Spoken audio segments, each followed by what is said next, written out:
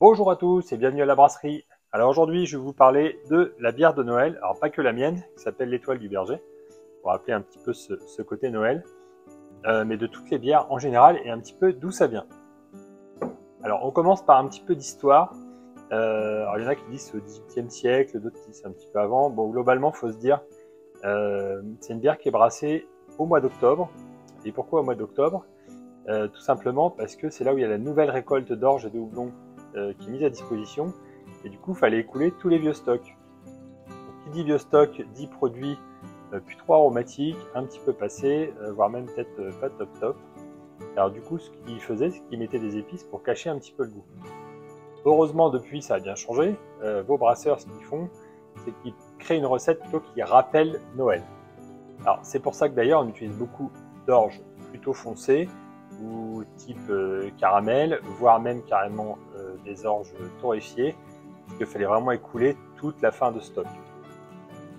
Alors nous, notre bière de Noël s'appelle l'Étoile du Berger. C'est une pastry.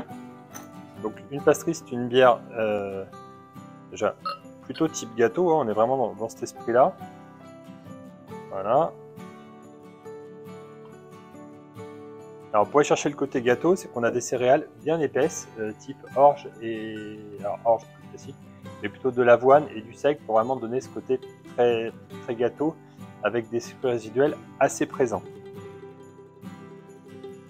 Donc on est clairement, ça sent chocolat café, et grosse particularité pour nous, je ne suis pas un grand fan des épices, c'est que moi je mets la fleur d'oranger dedans.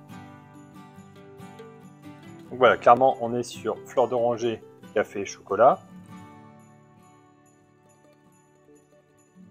avec une très grande longueur en bouche sur la fleur d'oranger.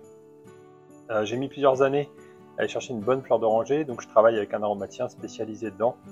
Clairement, la qualité de vos ingrédients va jouer sur la qualité de votre bière. Celle-ci, c'est une que je fais depuis 8 ans. Je suis vraiment content d'avoir trouvé cette fleur d'oranger qui dure vraiment sur le palais. Vraiment, où avant, j'avais beaucoup de fleurs d'oranger en entrée de bouche et ça disparaissait petit à petit. Alors, quand est-ce qu'on boit une bière de Noël? Déjà, je vais dire quand vous voulez, mais moi, personnellement, c'est la bière que je bois en rentrant de balade. Là, il fait nuit tôt en ce moment, sur les coups de 17h, 17h30. Voilà, on a fait une bonne balade. On a un petit creux, c'est un petit peu sucré. Plutôt que de prendre un goûter, je vais me prendre ce type de bière tranquillement. Donc toujours à consommer avec modération. De toute façon, ça se boit tout doucement. Voilà, c'est plutôt à déguster que c'est pas une bière de soif, clairement, parce qu'on est quand même sur une bière qui titre à 6,5. Le deuxième moment où je l'apprécie, hormis pour le repas de Noël, mais sinon ça va être au dessert, et voire même ça remplace le dessert. Comme je vous dis, on est sur une pâtisserie, donc des bières un petit peu gâteau, un petit peu lourdes. Donc voilà, après le fromage, plutôt que de prendre un dessert, une touche sucrée, moi je vais me prendre ce type de bière qui permet d'avoir le côté fleur d'oranger, donc le côté un peu fruité, et le côté un petit peu café chocolat sur le côté gâteau. Clairement, vous pouvez faire la même chose avec les bières de mes collègues, hein. On est sur des épices, mais on va être dans le même esprit. C'est le genre de choses qu'on va plutôt apprécier soit en fin d'après-midi, soit plutôt après le repas. Certains prennent ça en apéritif, moi je trouve que c'est un petit peu trop agressif sur le palais, et du coup ça va venir vous saturer votre palais pour le reste du repas. Si des fois vous devez faire des crêpes, c'est pas mal d'en ajouter. Déjà une bière brune dans les crêpes, moi je trouve que c'est top. Alors ça va assombrir un peu votre pâte, mais clairement ça va apporter des notes de café et de chocolat qui sont assez intéressantes. Et selon les épices, ou comme moi les arômes choisis par votre brasseur, ça va clairement renforcer le goût de votre crêpe. Et du coup il n'y a pas besoin de sucrer, rien du tout, là vous êtes déjà sur un truc vraiment top. Donc pour faire des crêpes, une bière de Noël, c'est quand même le top. Donc voilà, si on doit conclure, tout simplement, on peut remercier les abbayes qui avaient besoin de solder tous leurs vieux grains là, donc avec un truc un peu mauvais, ils ont une bonne idée de créer cette bière plutôt sympa pour Noël, plutôt réconfortante, chaleureuse, qu'on a envie de partager en famille. Voilà, un truc un petit peu sympathique qui part d'un reste d'orge.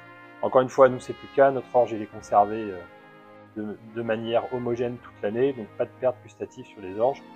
Donc on a moins besoin de renforcer sur les épices, le côté épice va être plutôt pour rapporter ce côté réconfortant, ce côté Noël. J'ai vu un collègue sur Strasbourg qui en fait une au pain, en résine de pain. C'est une très bonne idée, ce sera peut-être un truc à creuser pour moi l'année prochaine, parce que j'aime beaucoup l'idée, effectivement, le pain, là, sans le sapin de Noël dans la maison, c'est quand même une très bonne idée pour rappeler Noël. Voilà, on vous souhaite de très bonnes fêtes de fin d'année, et on se retrouve en 2024 pour plein de nouveautés et plein de vidéos sur la chaîne. Bon brassage à tous et bon réveillon!